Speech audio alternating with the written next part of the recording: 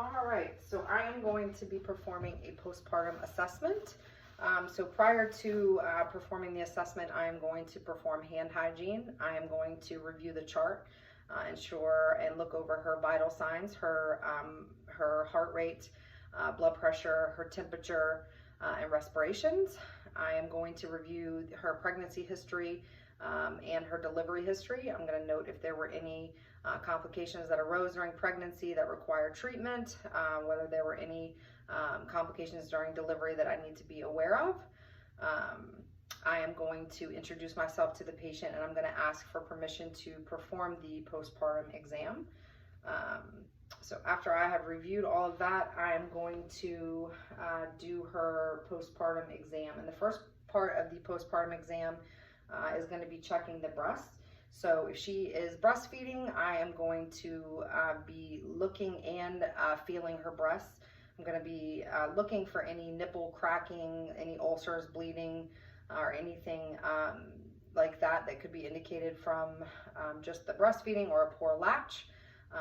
And I'm going to be looking for any engorgements, which is generally not going to be something that's apparent does not occur until after about day 3.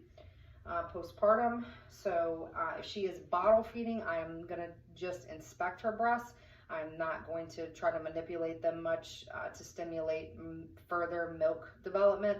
I'm going to suggest that she wear a tight-fitting bra, a tight-fitting sports bra, and utilize things like cold compresses against the nipples and possibly cabbage leaves as well.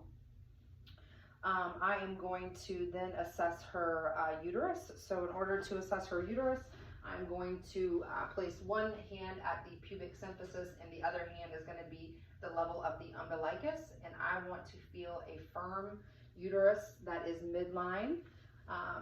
If the uterus is not midline, if it is off to the right or to the left, I'm going to ask her if she needs to use the bathroom to empty her bladder. If when I feel the uterus, it does not feel firm and it feels soft and boggy, I'm going to massage the uterus until it firms up. So we can ensure that, that would increase her risk for hemorrhage if the uterus was not firming up and contracting. So after we've assessed her uterus, we are going to talk about bowel and bladder function. So I'm going to inquire about how her bladder, if she's able to empty her bladder, her urinating and voiding patterns are within her normal prior to delivery. I'm going to ask whether she has had a bowel movement and she is passing gas. So we can document that. The next thing I'm going to be assessing is going to be the lochia. So I'm going to view her peripad for the presence of lochia, and this should be lochia rubra at this stage. So I'm going to document that, and I'm going to document the color and the amount, and I'm going to educate her if there is, if she's soaking more than one pad in an hour, that is something that we need to know about, so we can follow her closely for risk for hemorrhage. And the next thing we're going to check is going to be any type of incisions or surgical sites, wounds, etc.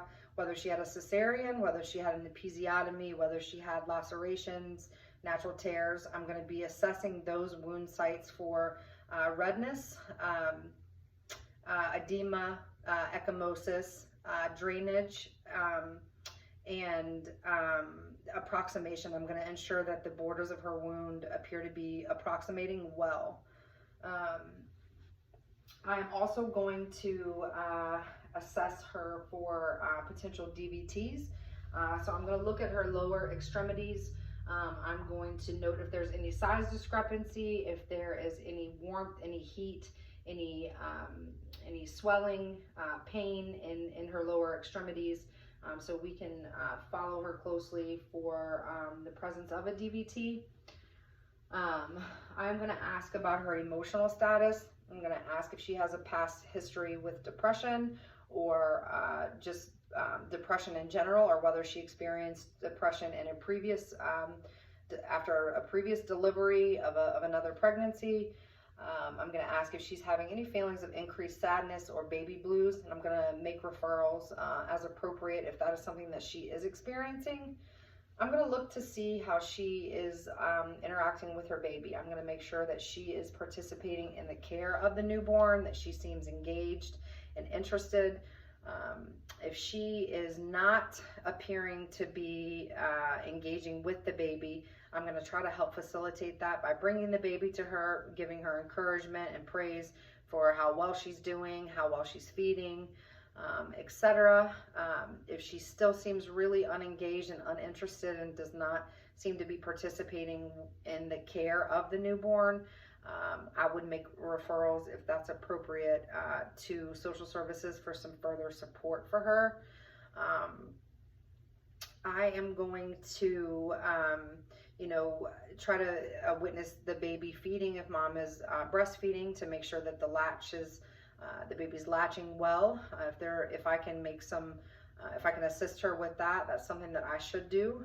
If she is really having a hard time with breastfeeding, I can make a referral to the lactation consultant if that is appropriate. And I am going to inquire whether she required the RhoGAM, whether she required and received the RhoGAM shot during her pregnancy. And I think that's it.